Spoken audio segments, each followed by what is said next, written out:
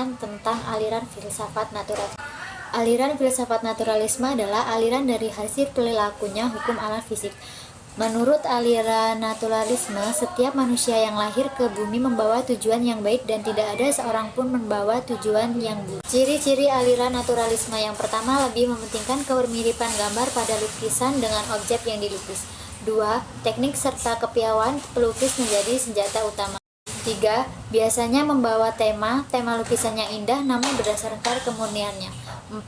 Naturalisme menjadi bentuk apresiasi seniman terhadap keindahan alam. 5. Mengangkat tema keindahan pemandangan yang ada di sekitar. Selanjutnya, naturalisme materialistik. Materialistik adalah suatu istilah yang sempit dan merupakan bentuk naturalisme yang lebih terbatas.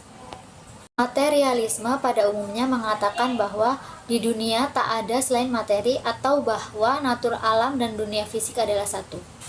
Dalam dunia sekarang, materialisme dapat mengambil salah satu dari dua bentuk, yaitu pertama mekanisme atau materialisme mekanik, matching materialisme dengan tekanan kepada sains alam, dan kedua materialisme idealistik.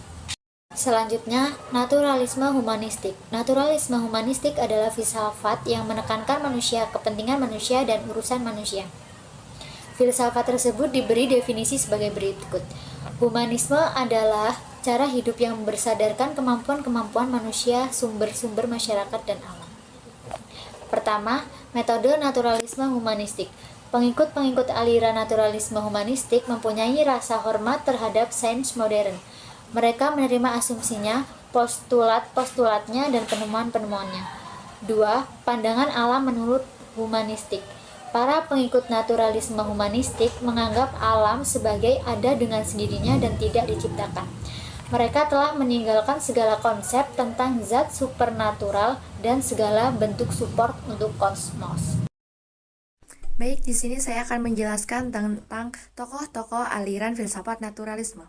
Ada beberapa tokoh yang menganut aliran filsafat naturalisme.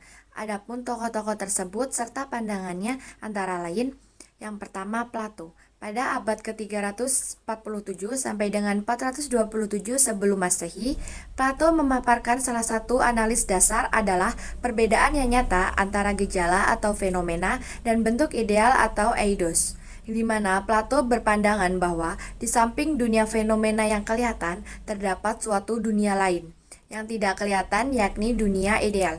Dunia yang tidak kelihatan itu tercapai melalui pengertian, yaitu teoria. Arti ideal dan hubungannya dengan dunia fenomena bahwa memang terdapat bentuk-bentuk yang ideal untuk segala yang terdapat di bumi ini, tetapi asalnya tidak lain daripada sumber segala yang ada, yakni yang tidak berubah dan kekal. Yang kedua, Aristoteles. Pada abad ke-322 sampai dengan 384 sebelum Masehi, Aristoteles menyatakan bahwa makhluk-makhluk hidup di dunia ini terdiri atas dua prinsip. Yang pertama, prinsip formal, yakni bentuk atau hakikat adalah apa yang mewujudkan makhluk hidup tertentu dan menentukan tujuannya. Yang kedua, prinsip material, yakni materi adalah apa yang merupakan dasar semua makhluk. Sesudah mengetahui sesuatu hal menurut kedua prinsip internal itu, pengetahuan tentang hal itu perlu dilengkapi dengan memandang dua prinsip lain yang berada di luar hal itu sendiri. Akan tetapi menentukan adanya juga prinsip eksternal. Yang pertama adalah sebab yang membuat, yakni sesuatu yang menggerakkan hal untuk mendapat bentuknya. Yang kedua, prinsip eksternal. Yang kedua, sebab yang merupakan tujuan, yakni sesuatu hal yang menarik ke arah tertentu. Misalnya, api adalah untuk membakar, jadi membakar merupakan prinsip final dari api.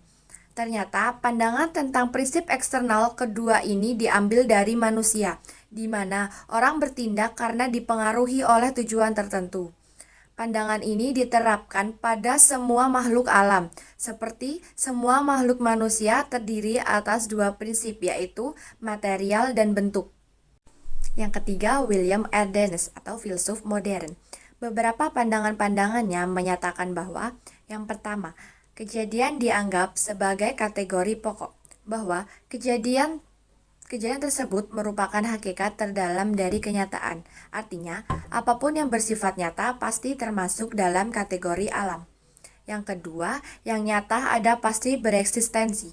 Sesuatu yang dianggap terdapat di luar ruang atau waktu tidak mungkin merupakan kenyataan, dan apapun yang dianggap tidak mungkin ditangani dengan menggunakan metode-metode yang digunakan dalam ilmu-ilmu alam tidak mungkin merupakan kenyataan.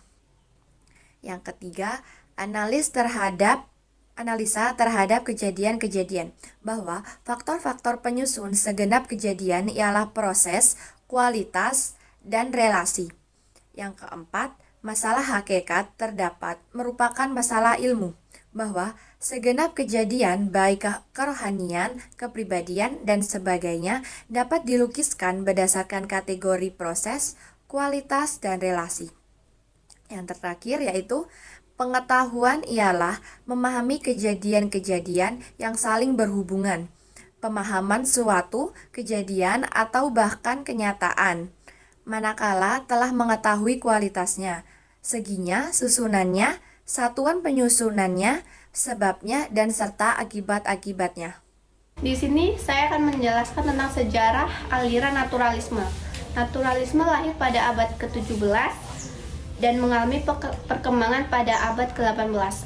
Aliran ini dipelopori oleh J.J. Rosen, seorang filsuf Prancis yang hidup pada tahun 1712 sampai 1778. Rosen berpendapat bahwa semua anak yang baru dilahirkan mempunyai pembawaan baik. Pembawaan baik akan menjadi rusak karena dipengaruhi lingkungan. Naturalisme sendiri mempunyai 3 prinsip tentang proses pembelajaran. Yang pertama, anak didik belajar melalui pengalamannya sendiri. Kemudian terjadi interaksi antara pengalaman dengan kemampuan pertumbuhan dan pengalaman di dalam dirinya secara alami. Yang kedua, pendidik hanya menyediakan lingkungan belajar yang menyenangkan. Pendidik berperan sebagai fasilitator, menyediakan lingkungan yang mampu mendorong keberadaan anak ke arah pandangan yang positif dan cepat tanggap. Dan yang terakhir, program pendidikan di sekolah harus disesuaikan dengan minat dan bakat dengan menyediakan lingkungan belajar yang berorientasi pada pola belajar anak. Dengan demikian, aliran naturalisme menitik beratkan pada strategi pembelajaran yang bersifat paedosentris, yang artinya faktor kemampuan anak didik menjadi pusat kegiatan proses belajar dan mengajar. Aliran filsafat naturalisme didukung oleh 3 aliran besar, yaitu realisme, empiricisme, dan rasionalisme. Pada dasarnya, semua penganut naturalisme merupakan penganut realisme, tetapi tidak semua penganut realisme merupakan penganut realisme. Imam Barnadib menyebutkan bahwa realisme merupakan anak dari naturalisme. Oleh sebab itu, banyak ide-ide pemikiran realisme sejalan dengan naturalisme.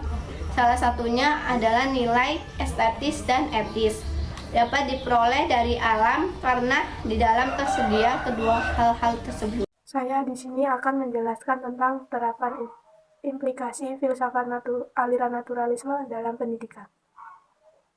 Bagi aliran filsafat ini mempengaruhi berbagai bidang dalam kehidupan termasuk bidang pendidikan. Bidang pendidikan merupakan wadah yang memiliki peranan penting dalam pembentukan karakter seseorang, baik pendidikan dalam lingkungan keluarga maupun lingkungan pendidikan formal. Adapun naturalisme dalam filsafat pendidikan mengajarkan bahwa guru paling alamiah dari seorang anak adalah kedua orang tuanya. Oleh karena itu, pendidikan bagi penganut paham naturalis perlu dimulai jauh hari sebelum proses pendidikan dilaksanakan. Sekolah merupakan dasar utama dalam keberadaan aliran filsafat naturalisme karena belajar merupakan sesuatu yang natural. Faham naturalisme mengandung guru tidak mengajar subjek, melainkan mengajar murid. Spencer juga menjelaskan tujuan prinsip dalam pendidikan beraliran naturalisme adalah: pendidikan harus menyesuaikan diri dengan alam. Proses pendidikan harus menyenangkan bagi anak didik. Pendidikan harus berdasarkan spontanitas dari aktivitas anak. Memperbanyak ilmu, pengetahuan, merupakan bagian penting dalam pendidikan. Pendidikan dimaksud untuk membantu perkembangan fisik sekaligus otak. Praktik mengajar adalah seni menunda. Metode instruksi dalam mendidik Menggunakan cara induktif, hukuman disatukan sebagai konsekuensi alam akibat melakukan kesalahan. Kalaupun dilakukan hukuman, hal itu harus dilakukan secara simpatik. Naturalisme memiliki 3 prinsip tentang proses pembelajaran. M. Arifin dan Aminuddin R. dalam makalah Ahmad 2012, yaitu anak didik belajar melalui pengalamannya sendiri. Kemudian, terjadi interaksi antara pengalaman dengan kemampuan pertumbuhan dan pengalaman di dalam dirinya secara alami. Pendidik hanya menyediakan lingkungan belajar yang menyenangkan. Pendidik berperan sebagai fasilitator penyediaan lingkungan yang mampu mendorong keberanian anak ke arah pandangan yang positif dan tanggap terhadap kebutuhan untuk memperoleh bimbingan dan sugesti dari pendidik, serta memberikan tanggung jawab belajar pada diri anak didik sendiri. Program pendidikan di sekolah harus disesuaikan dengan minat dan bakat dengan menyediakan lingkungan belajar yang berorientasi pada pola belajar anak didik. Anak didik diberi kesempatan menciptakan lingkungan belajarnya sendiri. Dengan demikian, aliran naturalisme menitik beratkan pada strategi pembelajaran yang bersifat paedosentris, artinya faktor kemampuan anak didik menjadi pusat kegiatan proses belajar dan mengajar.